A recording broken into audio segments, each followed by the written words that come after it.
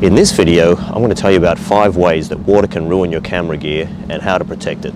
This is 5 for Friday.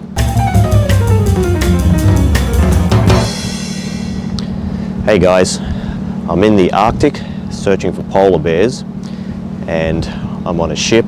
We've just stopped for the night, so I thought this would be a great opportunity to make a video.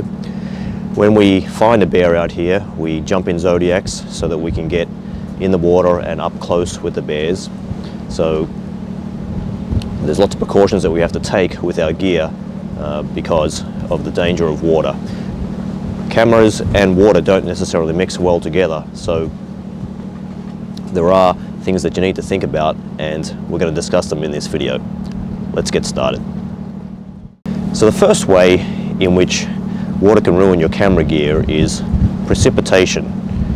So usually we're talking about rain, but could also be snow or sleet or even hail. But let's talk mostly about rain. The first thing that's really important to understand is the weather sealing of your gear. Most cameras and lenses have either no weather sealing at all or some degree of weather sealing. And it's really important to understand what kind of weather sealing your gear has. Certainly if it has no weather sealing, that's something you want to know. If it has some weather sealing, well, it's good to know to what degree it's weather sealed. This is sometimes hard to find out except through trial and error. Most manufacturers will claim some degree of weather sealing, and through either your own experience or the experience of others, you'll find out just how good that can be. If the weather sealing is present in any form, this will allow you to take your gear out in the rain and the snow,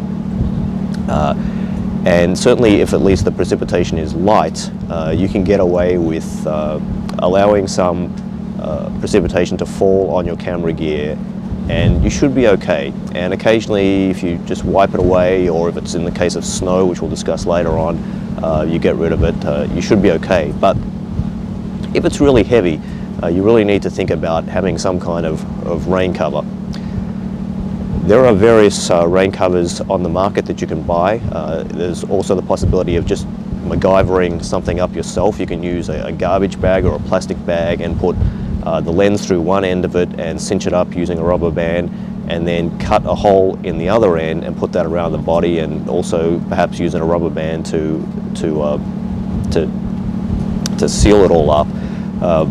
Those solutions work for a time, but generally they're not the greatest, and most of the trouble comes around the body of the camera when you're trying to figure out how to make sure all the controls are covered up, but you've also got access to be able to push all the buttons and turn all the dials. And the other problem too is that around the lens you may have to zoom the lens, or you may have to manually focus the lens, and there may be buttons on the lenses, and you need to be able to get access to those. One of the rain covers on the market that I think is one of the best that I use is the Think Tank Hydrophobia cover. It comes in a range of sizes. The one I use is a 300 to 600, which is great for my 400mm lens, and it really does a fantastic job of keeping the camera and the lens well protected. Another thing to think about is always keeping the lens of the camera pointed down. This will ensure that you don't get anything on the front element of the lens, because if you do that, it's a bit of a pain to clean it.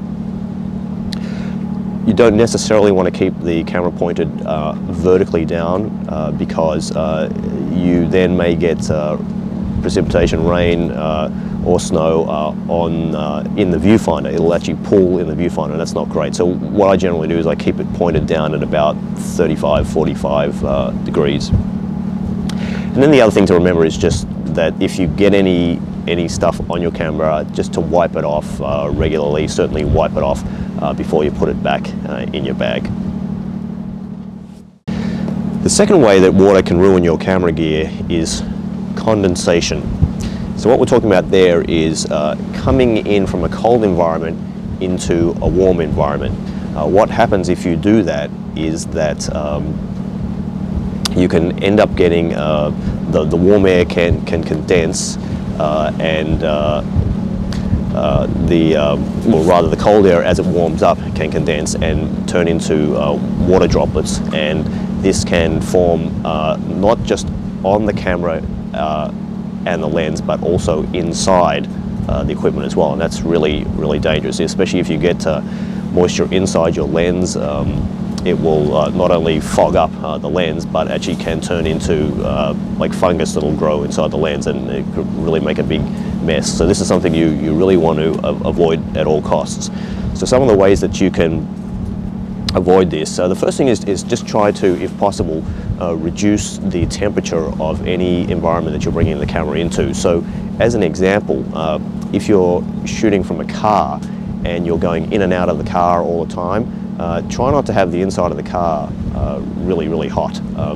And you get a couple of bonuses from that too, because if you don't have it so warm inside the car, then every time you get out of the car it won't seem so cold. And then the other thing is that when you have it really hot inside a car and you stop, and if you say wind down the window and point your lens out to take a shot, you can actually get a situation where the warm air will come out of the vehicle, out of the window, and will envelop the lens, will go around the lens, and you'll get a heat haze that'll totally ruin all your shots. So try to keep the temperature down if possible in any environment, warm environment that you're going into. The other thing to think about is that if you're shooting repeatedly in a cold environment and going into a warm environment, whether it's possible to just keep your gear out in the cold all the time. So what I mean by that is, for example, if you go into say a warm tent or a warm building, is there a safe place that you can leave your gear outside where you've got access to it, so that you can pull your memory card and your batteries out and so forth to recharge, but that it just always stays cold, so that it never actually comes into a warm environment at all. That can work fairly well.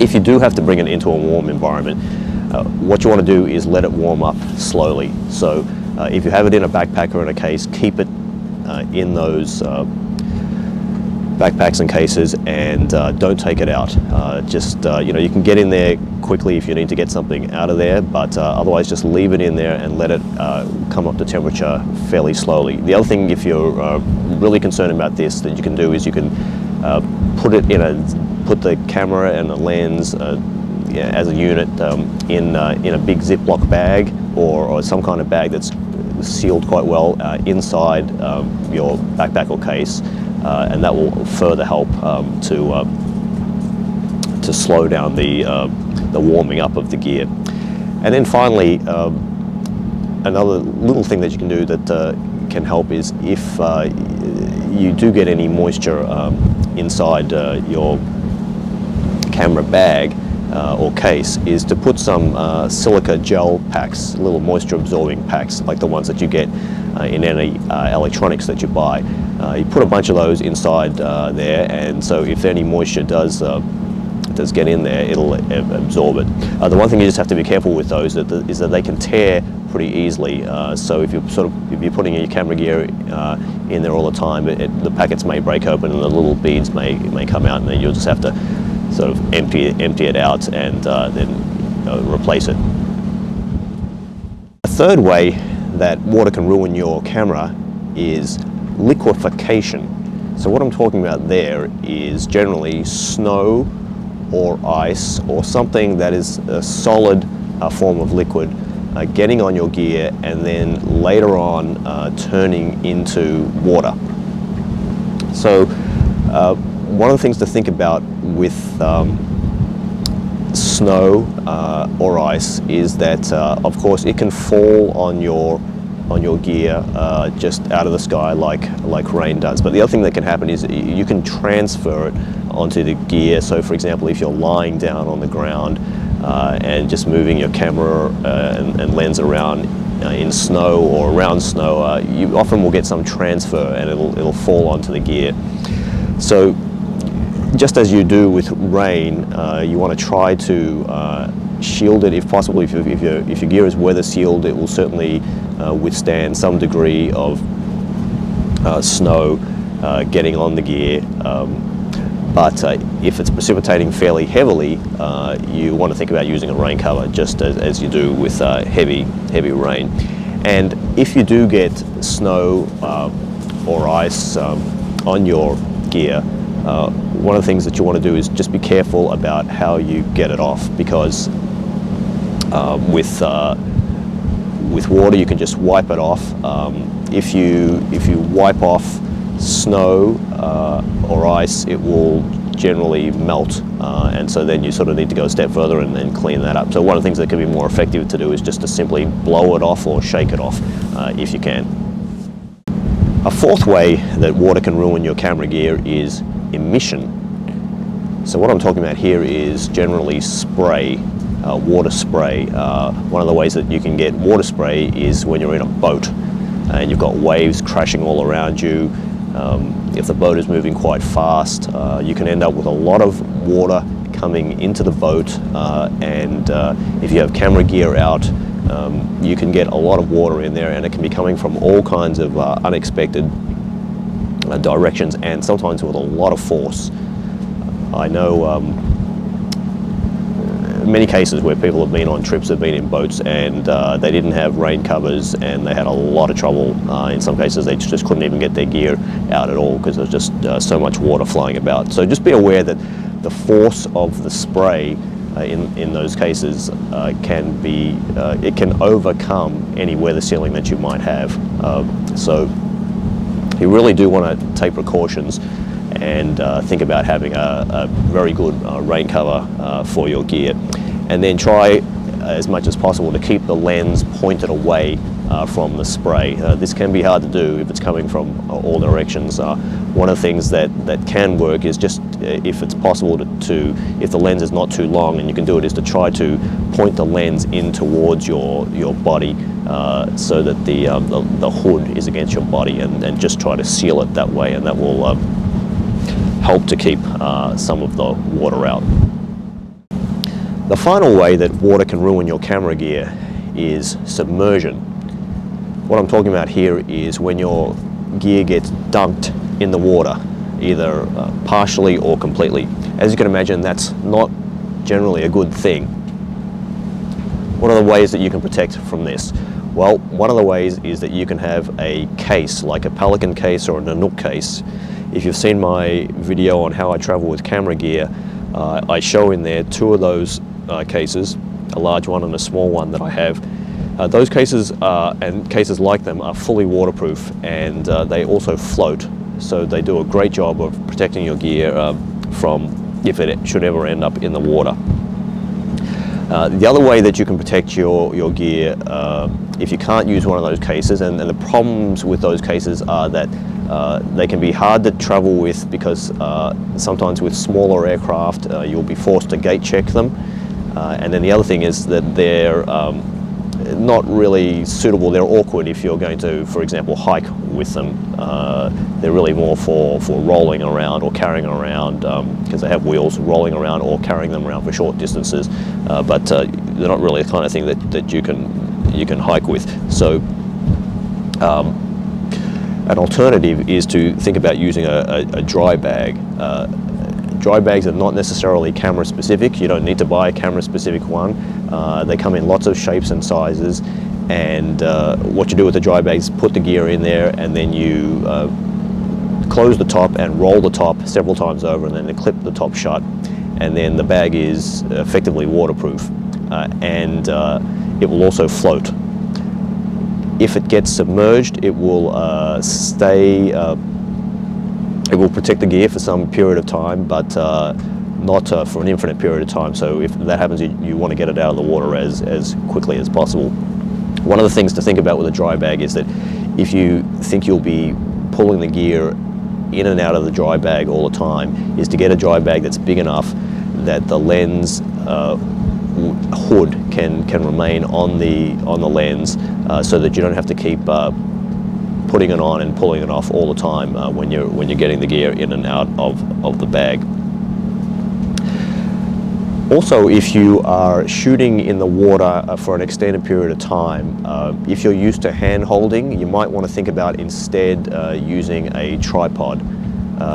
So for example, if you're trying to get shots with your lens very close to the water, where you're shooting across the water to get a particular kind of perspective, which can be very effective, hand holding is difficult because if you hold your camera just above the water and then all of a sudden you lower it, or some water splashes, if the water rises up, if there's a little wave, you're going to get water on your equipment, or the equipment is going to go in the water. So if you have it on a tripod, you'll have a much steadier, more stable platform, and you can position it, adjust the height of the tripod so it's whatever height makes sense above the water, and you'll be in a much better situation. And then the last thing to think about is that if you have other cameras, like secondary cameras that you may be taking along, or other little bits and pieces like teleconverters and extra batteries and memory cards and so forth, you want to think about where you're going to put that stuff.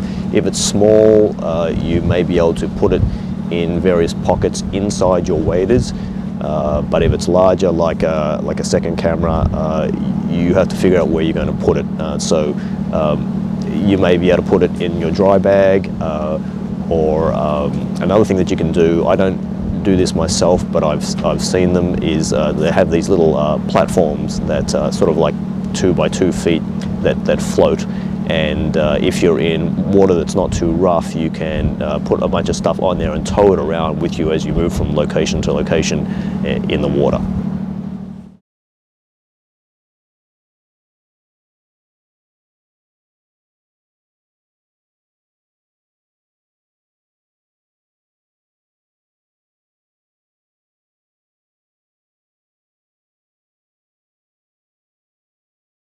I hope you enjoyed this video and found it informative. If you have any questions or comments, please feel free to post below. If you like this video, please give it a thumbs up. Don't forget to subscribe, and I'll see you in the next one. Bye.